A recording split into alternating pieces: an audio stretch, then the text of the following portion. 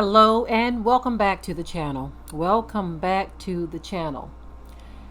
Now, the story I'm going to be covering right now is one of those racial topics that we continue to see throughout the United States and the world. Of course, I'd like to cover it from more than just one perspective. Many times we just hear what's happening and people get upset about what's happening, and they're not understanding what's truly happening, because it goes deeper than just skin color. It goes deeper than just one racial group not liking another. This stuff goes very deep, and I'm going to even say this for those of you who are wondering, what is she talking about? This is a spiritual thing that is happening. This is something that was prophesied. I continue to state this because I want you all to understand that everything that's happening in the world is not by mistake at all. It was prophesied that a certain group of people would have a certain perpetual hatred for another group of people that was going to burn within them forever. It was also stated there was a certain group of people who was going to be hated of all nations. Hated of all nations. Who do we know that is hated of all nations? Everybody got something to say. They are looked down upon by everyone. They are a byword. They've been called the N-word. They've been called everything, right? The scripture refers to it as a byword or an astonishment, where everyone looks down. It doesn't matter how high up you've gone on the chain, on the food chain. They don't care about that. You are still looked down upon, even by the lowest of the low of any other group, even though you've elevated yourself possibly to the height of the 1%. Look at Oprah Winfrey. She's a good example of that. How she is a billionaire, but that still didn't stop some guy who worked at a cheap motel from calling her a black N-B. N-word, B-word. But anyway, I want to share with you the details of this story. It is about a black family that is going through something very troubling right now. And the police are acting as if they can't do a thing about it. But I'm going to let you all hear this, and I'm going to be back with some examples of things that so-called black people were doing that was very similar to this, and a whole lot was done about it. So take a listen at this, and I will be right back. Janique Martinez says that since July, her family has had to endure recordings of loud, screeching monkey noises and recordings of racial slurs directed toward their Virginia Beach, Virginia home every time they leave or enter their residence. Martinez, who is black, claims her neighbor has set up motion sensors to detect the family's movements and harass them. But police, citing no physical confrontation or verbal threats, have said there is nothing they can do. This week, following national news attention, Martinez said the loud noises coming from her neighbor's home have finally stopped. But, she says, the neighbor continues to display dizzying strobe lights. "I feel like it shouldn't have to be violent to be against the law," Martinez told Yahoo News. She also says that the neighbor still has 8 cameras pointing at her home. "This isn't about me," Martinez said. "Racism affects so many people in this country. No family should have to live with this kind of harassment." Martinez says it began in 2017 when her neighbor began playing loud music, about a year after the Martinez family moved into a cul-de-sac in the Salem Lakes neighborhood. This past July, Martinez called local police to file a noise complaint after hearing what she describes as deafening music coming from the neighbor's home. The situation then got much worse, with the neighbor allegedly beginning to play loud sounds of monkeys. The family says they often heard the N-word coming from the neighbor's home. Earlier this week, footage of the neighbor's home complete with pulsating lights, loud banjo music and clips of South Park characters saying the N-word went viral on social media. Martinez says her 7-year-old son is frightened by the neighbor and would ask what the N-word meant because he heard it so often. But when Martinez's family reached out to police to end the alleged harassment, they were told the neighbor had not broken any laws. As appalling and offensive as the neighbor's behaviors are, the city attorney and Virginia magistrates have separately reported that the actions reported thus far did not rise to a level that Virginia law defines as criminal behavior, the Virginia Beach Police Department said in a statement last month. This means the VBPD has had no authority to intervene and warrants were not supported. The VBPD did not return Yahoo News' request for comment. Martinez believes if the roles were reversed, or if she were a different skin color, there is no doubt something would be done. I feel like if we were a white family, a lot more would have been done, she said. Some legal experts say that police can, in fact, intervene in the case. Kim Ford-Mazrui, a professor at the University of Virginia School of Law, believes the police inaction on the outrageous situation is a cause for concern. He also says that the neighbor's alleged behavior may run afoul of the fighting words doctrine that allows the government to sometimes step in when language could incite violence.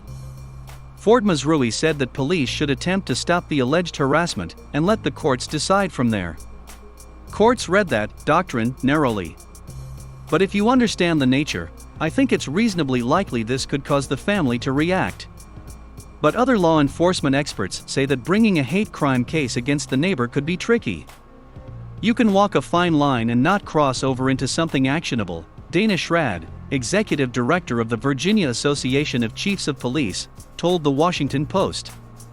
This neighbor knows exactly how to walk the line, but it doesn't make his actions any less harmful to the family. Meanwhile, Virginia Attorney General Mark Herring told the Post on Wednesday that the neighbor's alleged behavior is unacceptable and that his department's Office of Civil Rights had been in touch with Martinez. The situation has roiled Virginia Beach.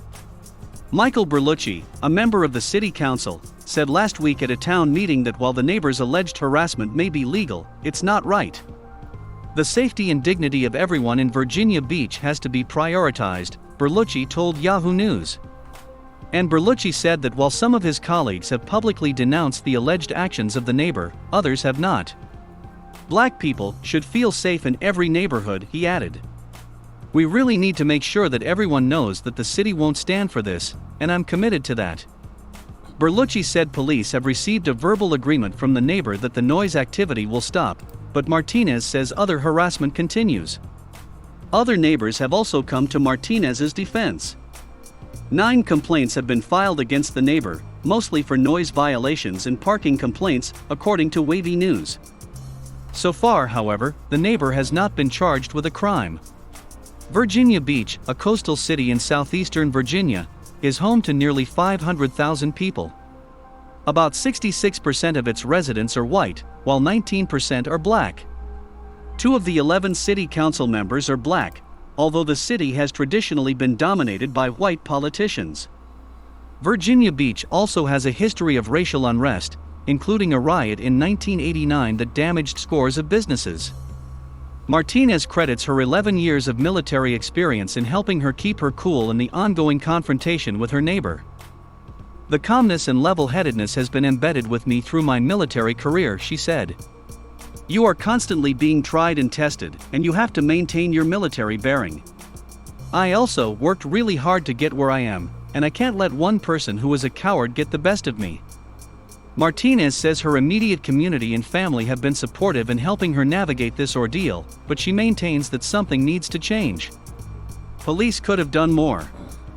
But they have a choice not to, she said. The issue is really what the law will enforce and what it won't. I feel like racism is not an issue in this country because it doesn't affect white people, she added. It affects us in a country that was never for us. Okay, it was a whole lot going on, a whole lot. It kind of reminds me of the movie Them, or the series Them, where the music and the monkey noises and, you know, the strobe lighting, the cameras pointed at their house. It almost sounds as if the writers of Them took the storyline from this woman's real life experience. But probably not. What's going on is this has happened so many times that there are any number of so-called black people who have had to endure this. But this is what this is a legacy that this country has. And the same response is given when they don't want to do something about it.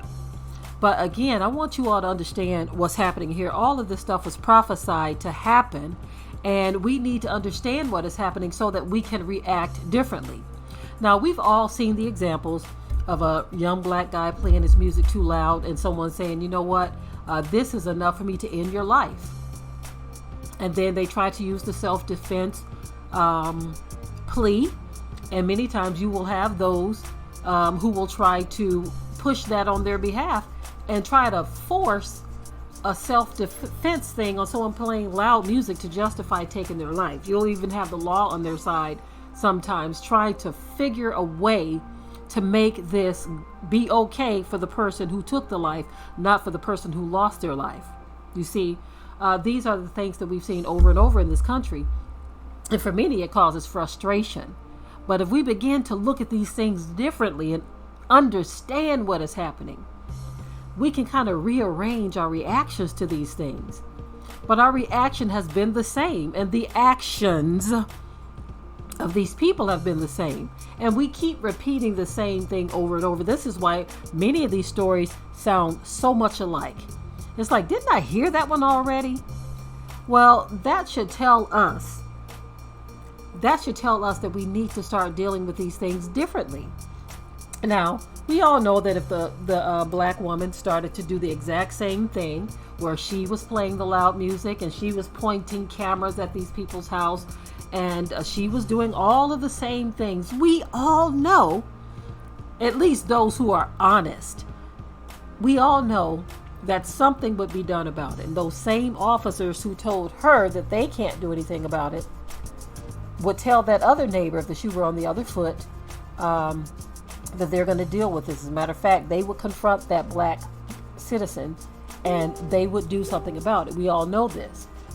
But these are the things that happen in this country, and they go unfixed, and it's always, oh, our hands are tied, there's no law being broken, even though we know that there are laws on the book about harassment. There are noise laws on the books.